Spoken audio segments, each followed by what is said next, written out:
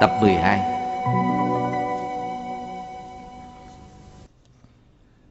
Đây là doanh trại Dương Cung của Tây Đột Quyết.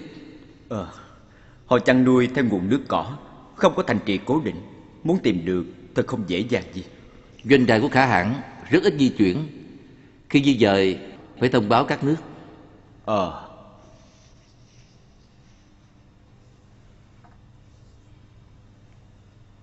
Đứng lại.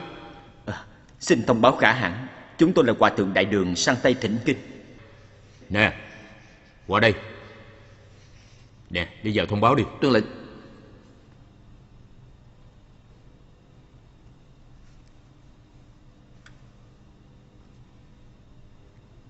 Khả Hãn đang chờ trong lều, mời đi theo tôi. Mời. Mời.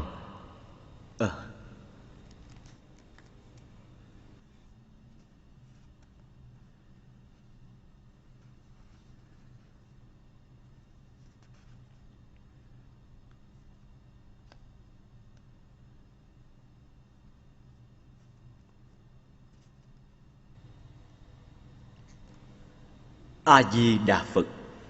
Khả Hãn cho mời pháp sư.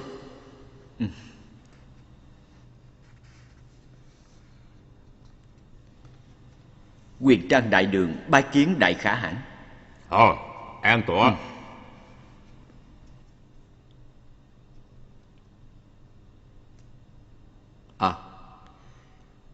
Khúc văn Thái Cao Sương tiến dân Đại Khả Hãn.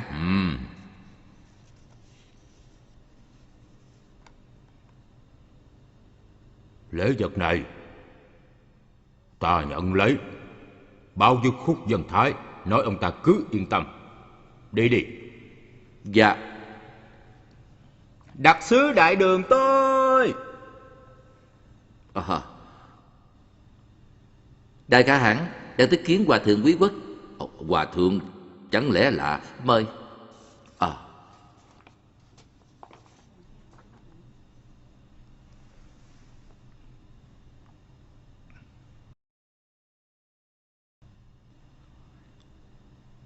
Thiên tử Đại Đường hỏi thăm Đại Khả Hãn.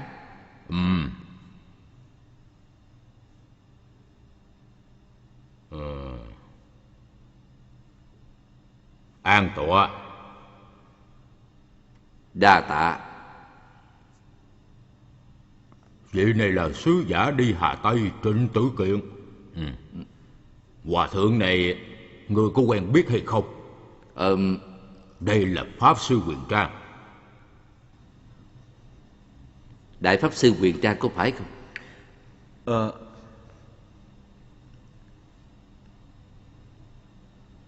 Người chính là Trịnh Tử Kiện, cháu ruột của Trịnh Thiện Quả đại nhân đúng không? Chính là Tiểu Điệt. Bá phụ luôn hỏi thăm tin tức của ngài. A Di Đà Phật. Các người đúng là sư lạ gặp cố hương. Cứ hàng huyên tâm sự đi. Một mình ngài tại sao lại có thể đến được Cao Xương vậy? Pháp sư kể chúng tôi nghe những gì nhìn thấy trên đường đi đi. Đúng đó, nói đi. Cô Dương cũng muốn nghe một chút. Đường thỉnh kinh này thật không dễ dàng. Xuất phát từ Trường An, qua Châu, rồi năm phong quả đại, đại sa mạc qua Bích. Đúng là ngàn vạn gian nguy.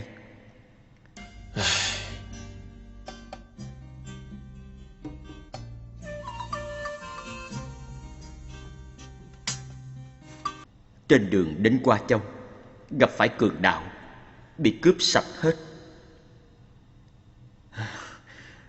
Hai đồ đệ hộ tống ta cũng bị giết chết. Đến Qua Châu, khắp nơi đều là bố cáo truy nã ta. Cuối cùng ta cũng bị bắt giữ, sau đó lại được cứu thoát.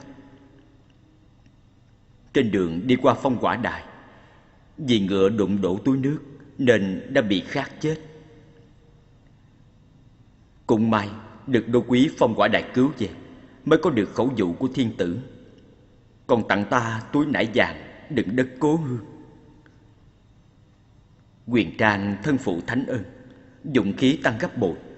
Đến Cao Xương, nhận được sự trọng đãi cao nhất của vua Cao Xương.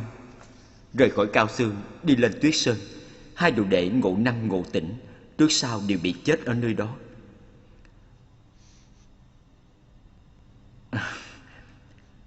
Người ngựa tổn thất hơn một nửa. Khó khăn lắm mới đến được liều của Khả Hãn.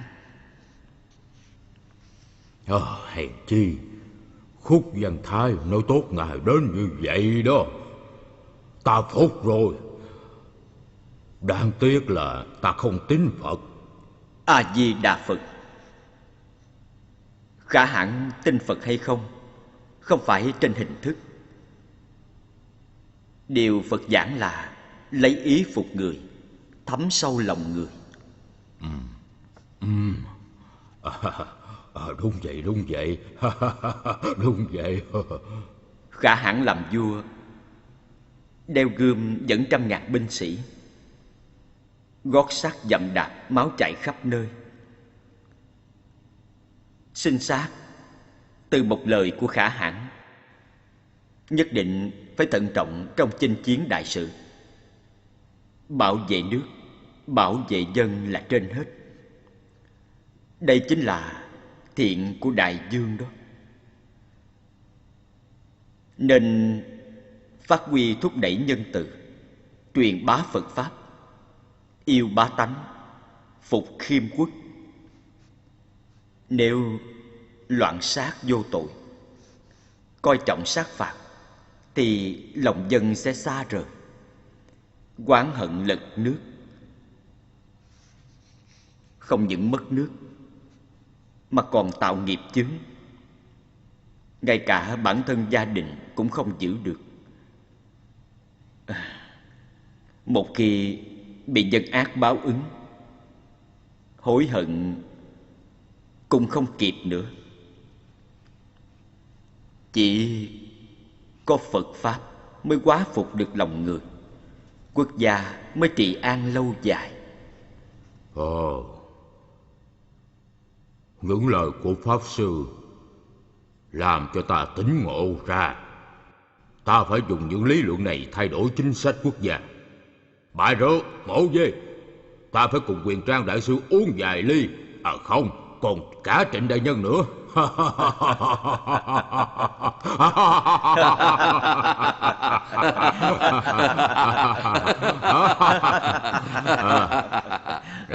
Rót đầy uống đi. Mời đại sư uống. Trịnh đại nhân mời. Đa tạ. Cạn. Mời. Đa tạ. Mời. Nếu theo tính khí của ta sẽ không cho ngài đi đâu. Nhưng ngài đã chịu 100.000 khổ cực tới đây, không thể để ngài bỏ dở nửa đường. Cho dù giữ được thân xác ngài, cũng không giữ được trái tim của ngài. Ta cũng phải học theo vua Cao Xương tiễn Phật cho đến Tây Thiên vậy. Trong lòng của ta thật sự không nỡ để cho ngài đi đó. A Di Đà Phật. Bần tăng xin cáo từ. Chúng ta đi tiễn đại sư. Diệu Phi, chúng ta đi tiễn ngài đi. Đừng tiễn nữa. Phải tiễn chứ.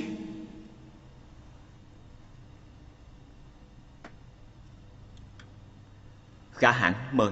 Pháp Sư mời.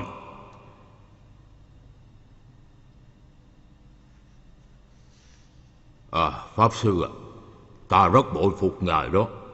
Ngài chính là anh hùng của người đột quyết chúng tôi. Đúng là tấm gương tốt. Đại vương thông đạt như vậy, bần tăng không biết báo đáp như thế nào. Xin dừng bước. Đường sang Tây, trách nhiệm của ngài không có nhẹ đâu.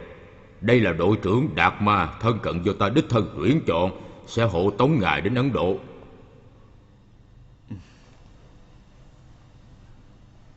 Không còn sớm nữa, xin mời lên đường. Mong đại sư đi đường bình an, sớm ngày đến được Ấn Độ. Ân tình Khả Hãn, bần tăng không biết lấy gì báo đáp. Mong rằng mưa pháp sẽ sớm ngày thấm nhuần mảnh đất bao la của Khả Hãn. A Di Đà Phật. Ta đã quyết định kết thông giao với Đại Đường, nhờ Trịnh đại nhân mang sính lễ về để liên minh tốt đẹp mãi mãi. Để mặt Pháp Sư Huyền Trang, ngươi có thể về bàn giao rồi.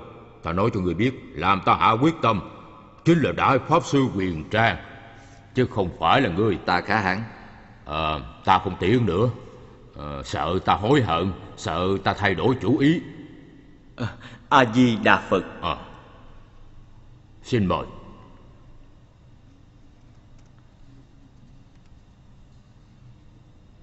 Đi theo.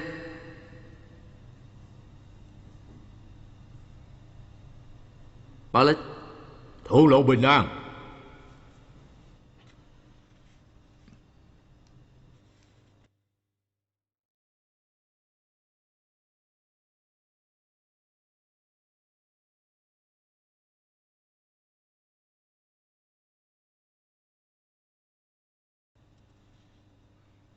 Thật đáng tiếc, gặp vội vã, từ biệt cũng vội vã. Có gì cần giao phó Tiểu Điệt làm, xin ngài cứ nói. Ngài trở về bẩm tấu thánh thượng, Huyền Trang suốt đường đi đều nhờ vào quy danh của người, ta mới nhận được trọng đại của các nước. Và chuyển lời Trịnh đại nhân, Tam Huệ Pháp Sư, còn vị ca ta nữa, tất cả tâm nguyện của họ ta đều để trong lòng. Mấy phong thư này nhờ ngài giao lại cho họ. Mong Đại Đường thịnh vượng phồn vinh, mãi luôn thái bình. Tiểu Điệt nhớ rồi. Ngài về tấu rõ với hoàng thượng, hãy nói túi vải vàng người tặng, Huyền Trang luôn để bên người. Phôi đất này của Đại Đường chính là Long Ân, chính là ngàn vạn lời của phụ lão quê nhà. Ý sâu xa trong đó, Huyền Trang không bao giờ dám sao lãng.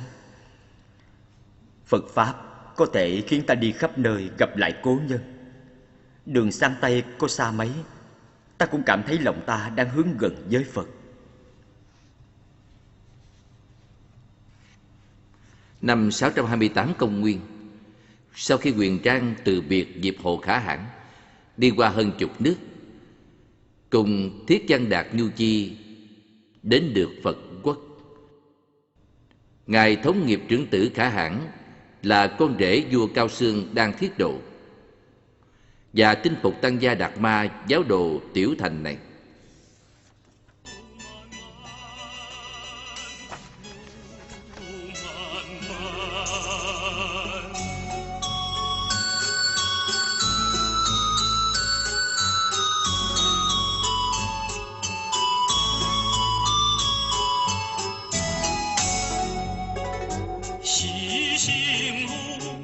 Đường đi về phía Tây, đường dài dằng dặc, trải qua bao gian khổ không oán thán. Tâm hướng Phật, tâm hướng về trước, biển khổ mênh mông.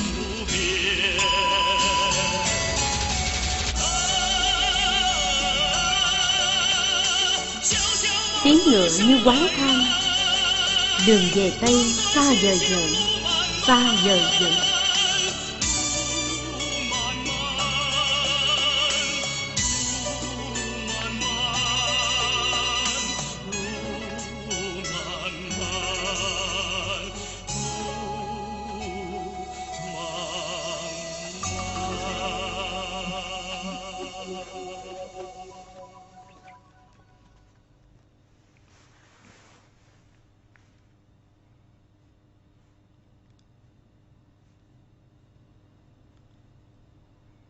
Pháp Sư à, không xong rồi, ở đây có chướng khí. Người ngửi trúng không chết cũng bị bệnh đó.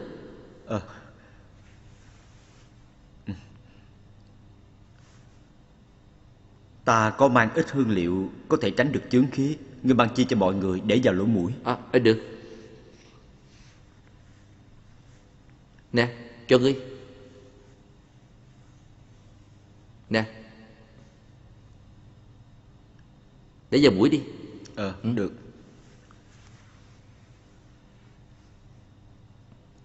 Đi thôi. Đi.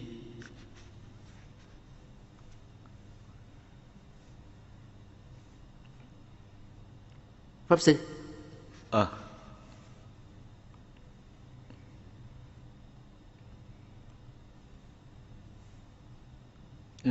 Từ từ thôi.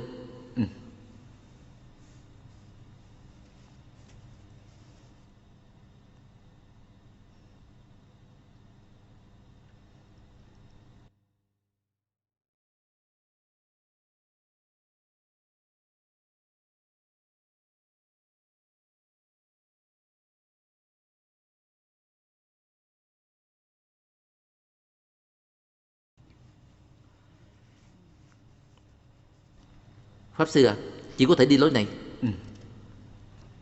Chậm thôi.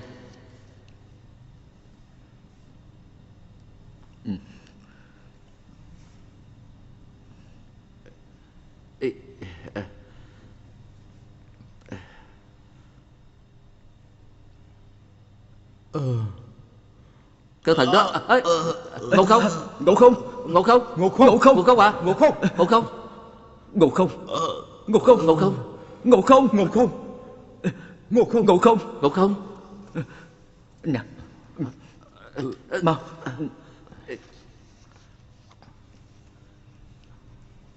Sư phụ, con không xong rồi. Con không thể cùng mọi người, không thể cùng mọi người sang tay ngộ năng, ngộ tịnh. Ta đến với các bạn đây. Ta nóng quá. Ta nóng quá. Mau đi, tìm người địa phương ở đây và họ nghĩ cách giúp. Người cũng đi đi. Đi.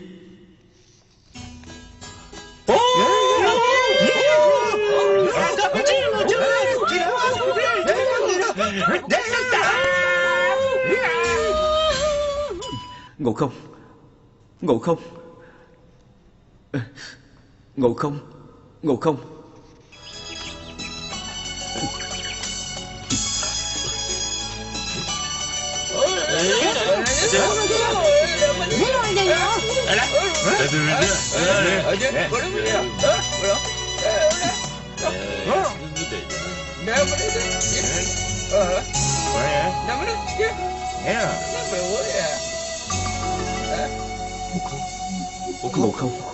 Ngộ không? Ngộ không? Ngộ không?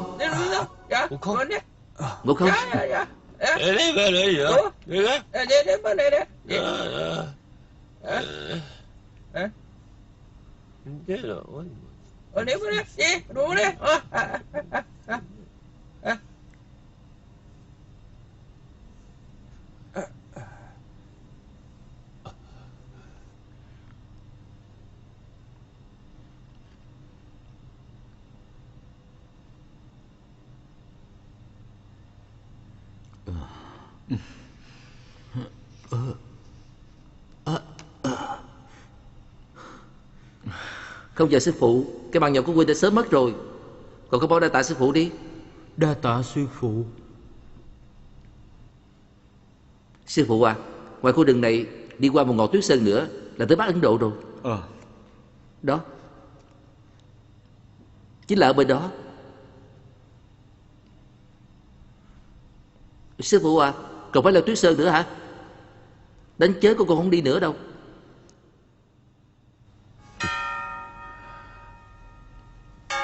Ngộ không? Ngộ Tuệ bị núi tuyết dọa khiếp rồi.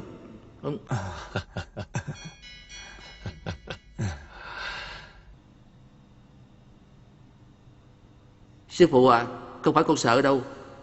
Vừa nhìn thấy tuyết sơn, con liền nhớ tới Ngộ Tịnh và Ngộ Năng.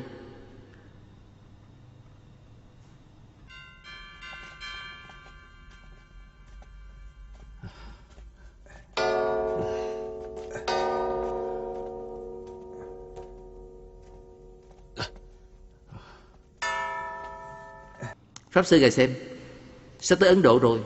Tôi đã hoàn thành mệnh lệnh của Khả Hãn. Tôi phải về đây Pháp sư. Ngươi trên đường đi vào sinh ra tử cùng chịu hoạn nạn. Những điều này Phật nhìn thấy cả. Phật nhất định sẽ ban phước cho ngươi. Trở về chuyển lời với Khả Hãn. Còn vua Cao Xương nữa nói là Huyền Trang sang tay thỉnh kinh trở về, nhất định sẽ đi thăm họ. A Di Đà Phật. Pháp sư đi đường nhớ hết sức cẩn thận nha. Mau Về lên đi, đường đi. về mau đi. Về đi, Pháp sư đi đường bảo trọng nha. đi đi. Đi đường bảo trọng. A Di Đà Phật. Về đi.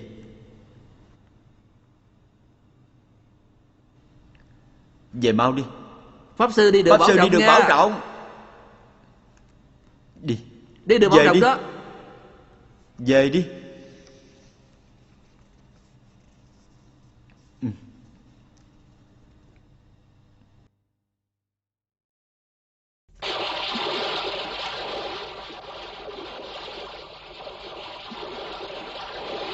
Năm 628 công nguyên, Đường Thái Tông năm Trinh Quang thứ hai, Quyền Trang tiến vào Ấn Độ, gặp Cao tăng Đạt Ma Kiết La và Đạt Ma Bỉ Lợi, rời khỏi nước Khuất Chi, đến nước Phàm Diễn Na, gặp học tăng A Lý Dạ Đà Ba, A Lý Tư Na. Hai tăng thán phục học thức của Quyền Trang. Quyền Trang khắp nơi lễ bái thánh tích Phật giáo, vượt Hắc Sơn đến Sa Lạc Gia Tư.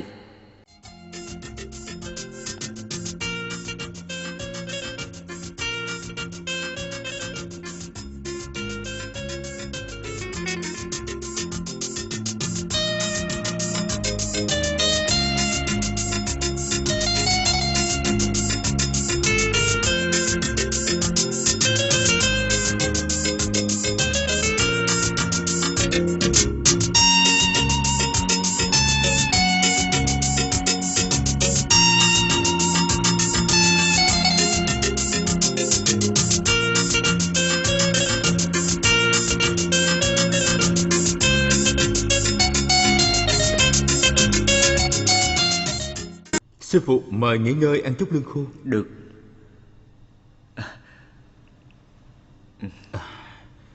Nè, uống chút nước đi.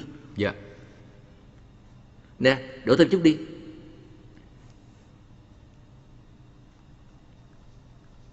Quỳnh uống đi.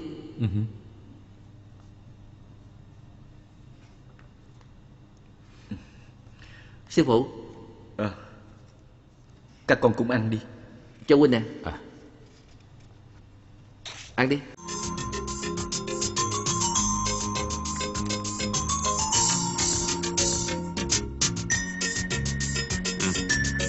Dạ.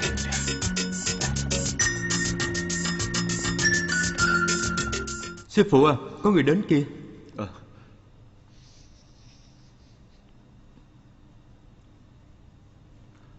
Xin hỏi vị nào là Đại Pháp Sư Quyền Trang? Bần tăng là Quyền Trang Đông Thổ Đại Đương. A Di Đà A Di Đà Phật. Phật. Chúng tôi theo lệnh chủ trì đến đón Pháp Sư. Xin mời. Cảm tạ các vị đường xa đến đón. Dám hỏi đại danh quý chùa? Chúng tôi là tăng nhân chùa Đại Thừa Ca Nghiệp. Pháp sư Quyền Trang nên đến ở chùa chúng tôi. Quý chùa là... Chúng tôi là chùa Tiểu Thừa Sa Lạc Ca, do Thái tử Triều Hán Đông Thổ xây dựng. Đại sư từ Đại Đường đến nên ở chùa của chúng tôi. Quốc dương chúng tôi kính mời Pháp Sư vào thành. Nên đến đến chùa chùa chúng chúng tôi. tôi mà ở. Các vị đừng tranh nữa. Chùa Sa Lạc Ca do Thái tử Triều Hán xây dựng. Ta thân là Pháp Sư Đại Đường, theo lý nên đến chùa Sa Lạc Ca tham bái, sau đó mới cùng chư vị đến quý chùa Quý Thành thịnh giáo. Thế nào hả? Pháp Sư sư à, chúng tôi Đại thừa tiểu thừa cùng xuất phát từ Thích Ca, cùng là đệ tử Sa môn, vốn không nên phân biệt mới phải. A Di Đà Phật. Pháp sư à, đến chỗ Pháp Sư chúng à, tôi đi. đến Pháp chỗ sư, chúng tôi đi. Xin thỉnh Chúng tôi trở ngài. về là bị phạt đó. Đúng vậy Pháp sư, hãy đến chùa chúng tôi. Các vị không cần tranh nữa. Các vị đi trước đi, chúng tôi sẽ theo sau. Chúng tôi cùng Chúng tôi đi với Pháp đi sư cùng Pháp Sư vậy. Pháp sư Pháp Sư xin à? mời. Các vị cứ đi trước đi. Đi.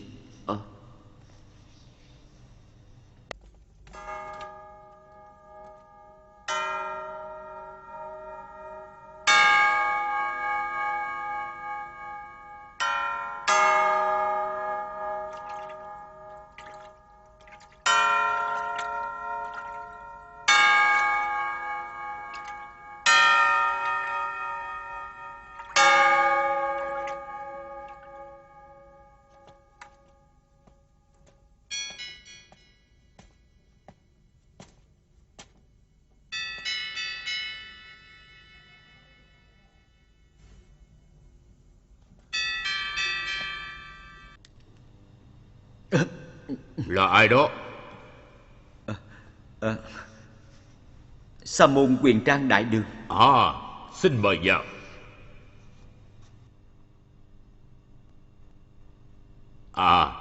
Thì ra là Đại Pháp Sư Quyền Trang. Nghe danh Đại Sư sang Tây Thinh thỉnh kinh đã lâu. Nghe nói vừa mới đến Phật quốc, rất được tăng tục hoan nghênh. Không ngờ nhanh như vậy đã được diện kiến Đại Sư. Lại càng không ngờ Đại Sư hạ cố đến chùa Tiểu Thừa Giáo. Nào, xin mời vào. A Di Đà Phật.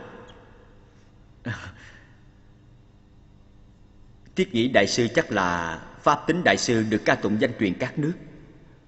Chính là tại hạ. Hân hạnh, hân hạnh. Xin mời ngồi. Đa tạ.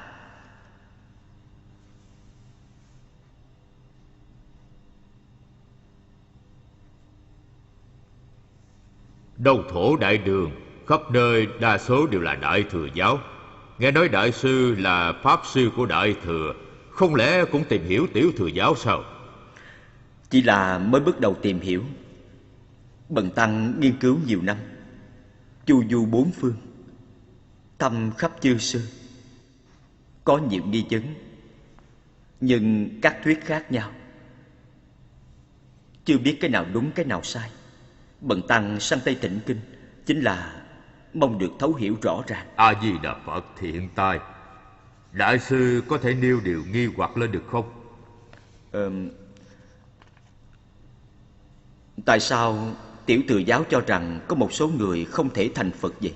Phật là ý nghĩa giác ngộ trí tuệ. Chẳng lẽ Đại Sư không nhìn thấy sự ngu xuẩn chấp mê bất ngộ sao? Sư phụ đại trí đại đức như vậy, lại hết sức khiêm tốn nữa. Đây mới là cao tăng chân chính đó. Đại Thừa Tiểu Thừa giống cho một sư truyền đạt. Cái gọi là Phật Pháp vô biên, Phật nguyện độ tất cả. Đại Sư, ngài xem. Chúng tôi đã nhận được chân truyền. Ngài hãy xem chỗ này nữa đi. Xem đi. Đây. Ngài xem chỗ này. Phật nói là có thể hiểu như vậy không?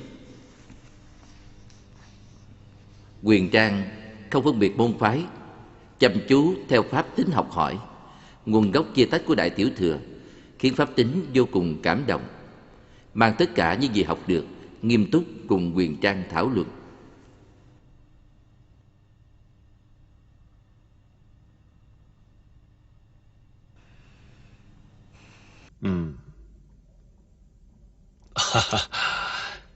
Đại sư giảng quá thấu đáo rồi.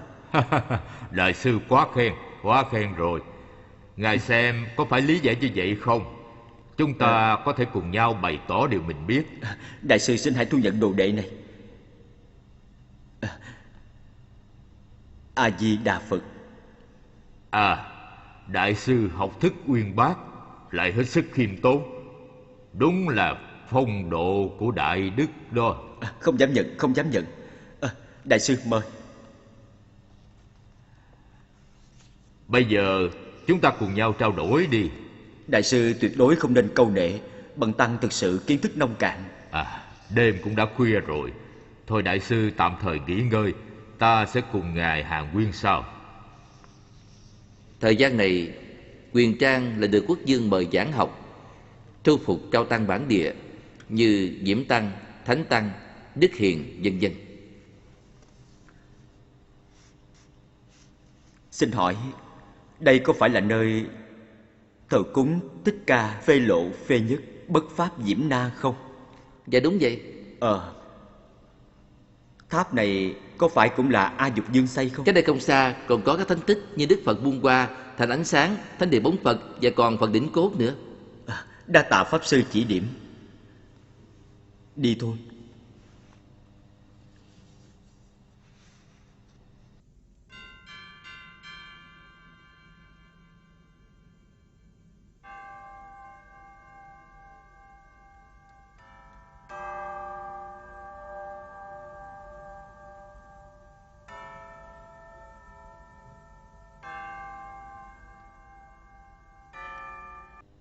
Quyền Trang theo pháp tính học hỏi, nghiên cứu tỉ mỉ Phật giáo Tiểu Thừa, trước sau kéo dài 1 tháng. Điều này đã tạo nền tảng vững chắc để Huyền Trang biên soạn Hội Tông Luận, Phá Ngộ Kiến Luận và sau này đạt được thắng lợi trong Đại hội Vô Dạ.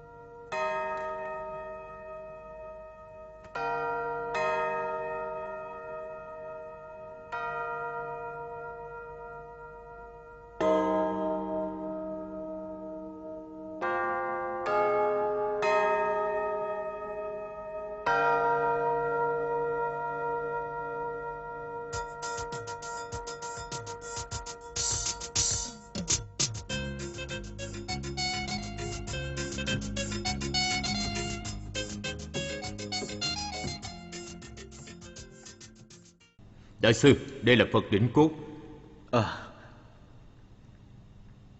Ngài hãy mang về chiêm ngưỡng. A Di Đà Phật.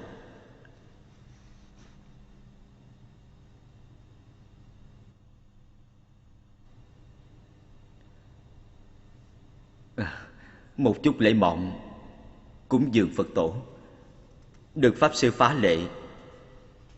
Tiểu đồ kính xin hoàn trả vật cũ. Đại sư, bần tăng xin cáo từ. Đi thôi.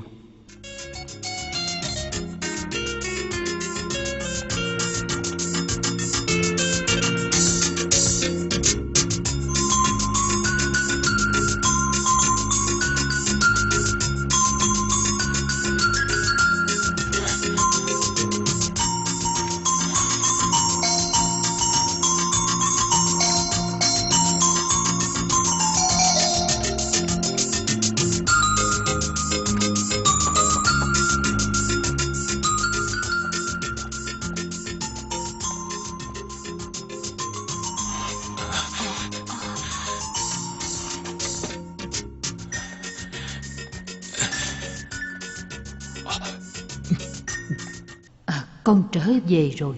Nghe nói Huyền Trang Đại Pháp Sư Trung Quốc gặp cướp. Quốc Dương đang điều tra đó. Ở đâu vậy? Nghe nói ở trong khu rừng Ba Lộ đó. Bọn người này lại cướp của người như vậy. Cướp của Cao Tăng Đại Đức chắc chắn sẽ bị trời phạt. Họ vạn dặm thỉnh kinh, dọc đường không biết trải qua bao nhiêu ải sinh tử mới đến được nơi này. Ven đường đều là voi trắng nghênh đón đó.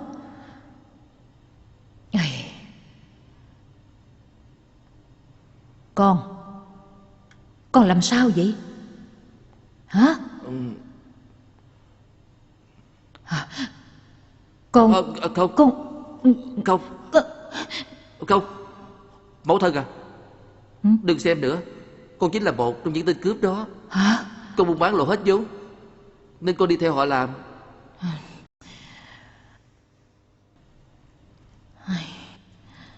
Con đó thật không sợ bị báo ứng.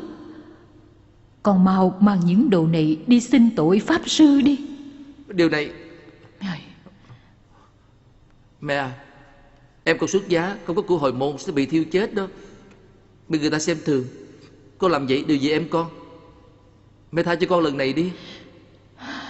Con à, hãy đi cầu Cao Tăng Đại Đường kia đi, xem ngài ấy xử lý con thế nào. Hãy khoan thứ chúng tôi. Bồ Tát xin phù hộ.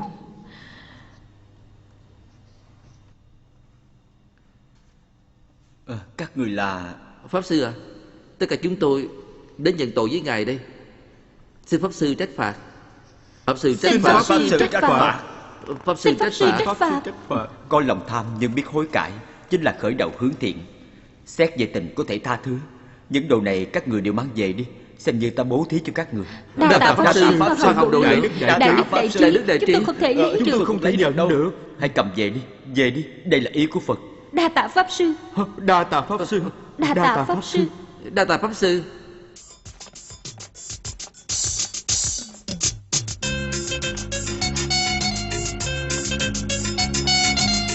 Pháp Sư, ngài xem, tháp này cũng là Dương Tử A Dục xây dựng. Đó chính là thời kỳ hưng thịnh nhất của Phật giáo Ấn Độ. Ngài hãy xem những hoa văn của nó kìa. A-di-đà Phật, Phật Pháp vô thường. Mời Pháp Sư đi qua bên kia xem tiếp. Mời.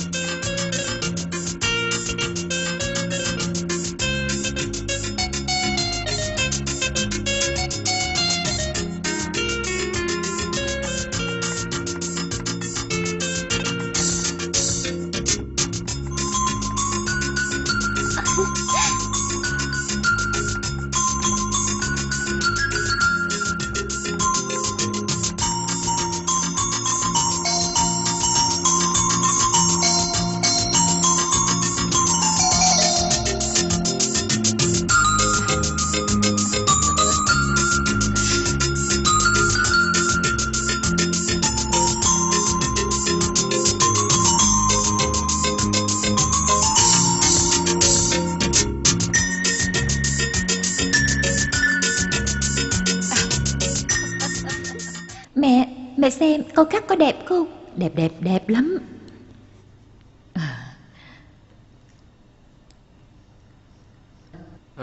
Các vị cho hỏi, những tượng Phật này có được thỉnh không vậy? Các vị Pháp Sư, người có duyên xin tặng cúng dường, người vô duyên xin đừng hỏi đến. A-di-đà Phật.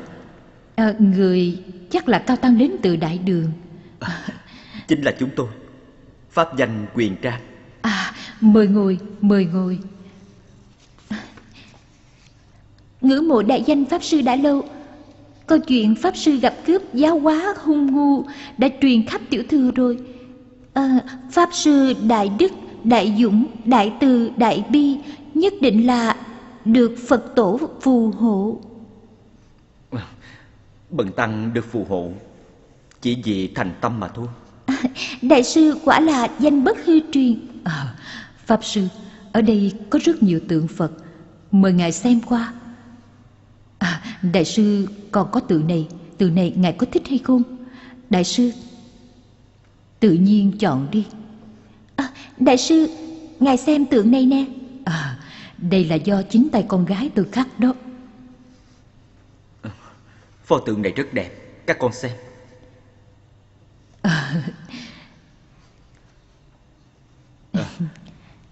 Pho này vậy. Còn có những vật quý báu nào không? Còn có rất là nhiều nữa. Tôi kính ngưỡng cách đối nhân của Pháp Sư. Những tượng Phật này Pháp Sư cứ tự nhiên chọn đi.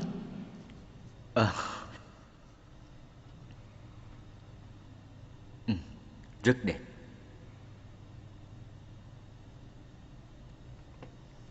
Rất đẹp. Pháp Sư nếu vừa ý rồi thì hãy mang về đông thủ cúng dường.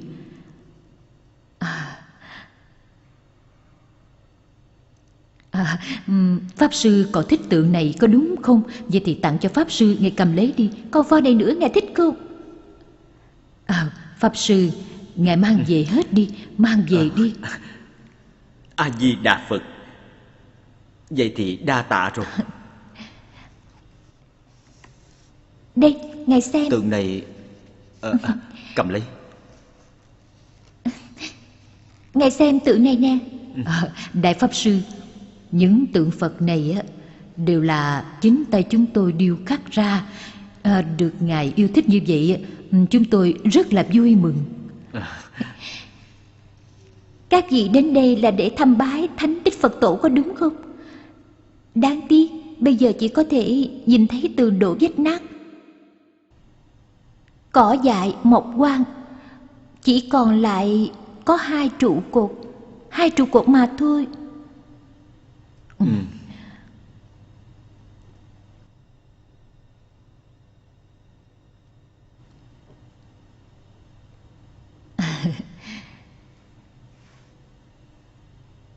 Pháp sư, nếu như thích pho tượng này, vậy thì tôi tặng cho ngài mang về Đông Thổ cúng dường.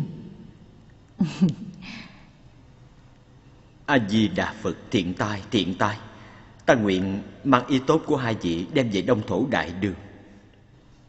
Đại Đường tuy cách xa nước chúng tôi vạn dặm, nhưng mà tín ngưỡng đã mang chúng ta hội tụ lại với nhau. Đây đều là pháp lực của Phật tổ.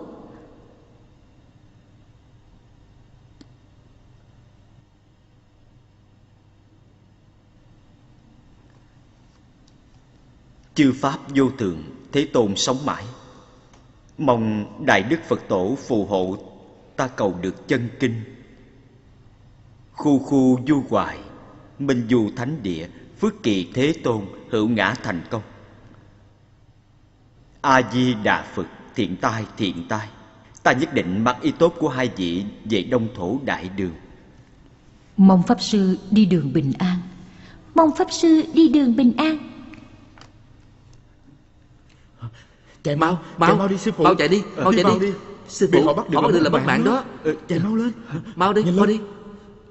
Đứng lại. Mau lên. Đuổi theo. Đứng lại. Đuổi theo. Nhanh lên. Bên kia. Đuổi theo. Mau lên. Tiến lên.